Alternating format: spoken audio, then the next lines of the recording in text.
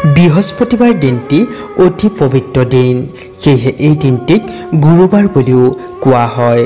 এই পবিত্ৰ দিনটিত ভগৱান বিষ্ণুৰ লগতে মা লক্ষ্মীকো পূজা কৰা হয়। সেয়েহে এই পবিত্ৰ গুৰুবাৰ দিনটিত লক্ষ্মীনাৰায়ণক পূজা কৰিলে পজিটিভ শক্তি বৃদ্ধি পায় আৰু নিগেটিভ শক্তি দূৰ হয়। কোনো লোকৰ যদি বৃহস্পতি গুৰু বেয়া থাকে তেন্তে বহুতো অসুবিধা বাধা বিঘিনি দুখ দুৰ্গতি দেখা দি থাকে।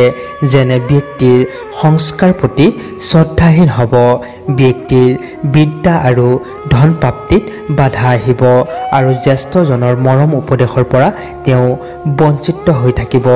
জাতকৰ হজম শক্তি কমি যায়, সন্তানৰ প্ৰতি চিন্তা আহে, নিজ কৰ্মত লিপ্ত হ'ব লগা হয়। সেয়েহে এই কৰ্মৰ পৰা বাচি থাকিবলৈ হ'লে ৰাতিপুৱা বা সন্ধ্যা সময়ত স্নান আদি কৰি শুদ্ধ বস্ত্ৰ পৰিধান কৰি ভগৱান বিষ্ণুৰ ওচৰতে গুচি শুদ্ধ সৰিয়হৰ প্ৰদীপ জ্বলাব আৰু 2 হাত জোৰ কৰি এই মহামন্ত্ৰটি 108 বাৰ জপ কৰিব।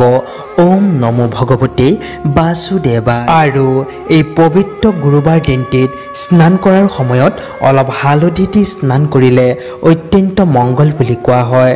স্নান কৰাৰ পাছত ওম নমো ভগৱতে বাসুদেৱায় এই মন্ত্ৰটি 3 বাৰ হ'লেও জপ কৰিব। প্ৰত্যেক গুৰুবাৰে স্নান কৰাৰ পানীত হালধি দি স্নান কৰিলে অত্যন্ত শুভ। এই পবিত্ৰ দিনটিত সন্ধ্যা সময়ত স্নান আদি কৰি শুদ্ধ বস্ত্ৰ পৰিধান কৰি এটি পাত্ৰত অলপ পানীত অলপ হালধি মিলাই কলগছৰ গুৰিত নিবেদন কৰিব আৰু সেই কলগছৰ গুৰিত এটি শুদ্ধ প্ৰদীপ জ্বলাই ওম নমো ভগৱতে বাসুদেৱায় এই মন্ত্ৰটি যিমান বাৰ পাৰে জপ কৰিব আৰু তাৰ পাছত আপোনাৰ সকলো মনোকামনাৰ কথা জনাওক। দেখিব ভগৱান বিষ্ণুৰ কৃপাত আপোনাৰ সকলো সমস্যাই সমাধান হৈ গৈছে আৰু হৈ নুঠা কামটিও আপোনাৰ